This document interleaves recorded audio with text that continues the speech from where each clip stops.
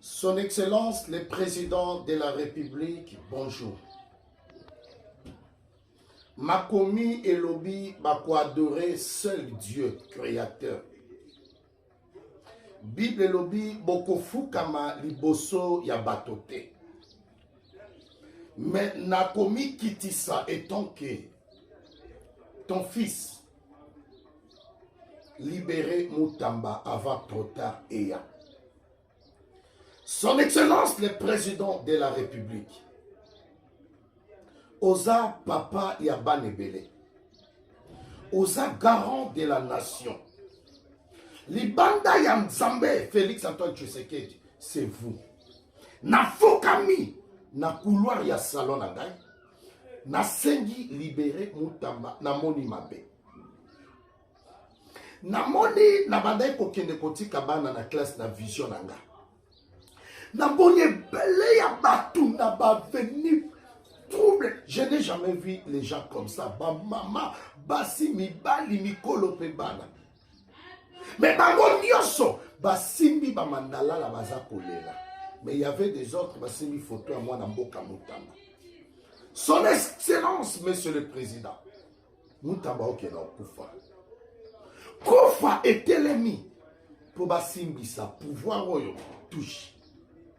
Son Excellence Itoza Bananayo.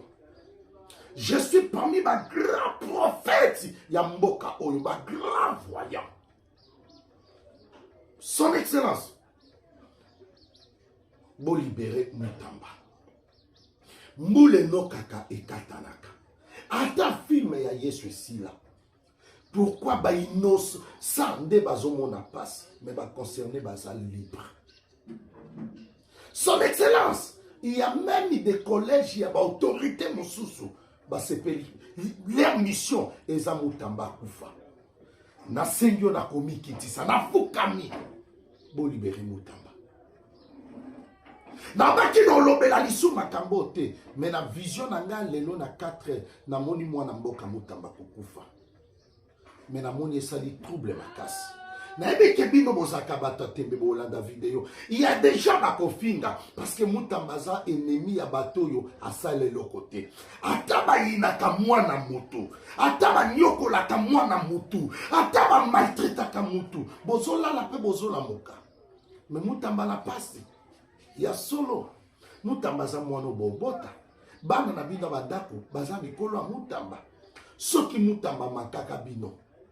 Soki Mutamba betisa kabino libaku na esaleli na ye asala ki pour l'intérêt ya mboka biso peuple congolais oyo toza na monde ate tosengi bino pardon botika mwana bato botika Mutamba bana ne baza mike Mutamba za mwana kokisi ata 15 ate bovandi kimia bozoluka nini bokanga malobo se bo libérer Mutamba te 20 jours de tokolela il y a un esprit de mort. Ils ont circulé tout autour de Mutamba. Pour libérer. Pour laisser liberté. Ce qu'on a dossier soigné la poto à Kende. Merci président pour la vidéo et comme la yo. Maman Marti mémé libéré Kokonayo. Maman Denise Nyakero. Osaka maman nanda motema. Ba libérer Mutamba. S'il vous plaît. Moi n'attends pas combat bat mon souté pour bazolu kamalera Mutamba. Mais na sengi. Bon libérer Mutamba, ma beza koya. Que le bon Dieu te bénisse.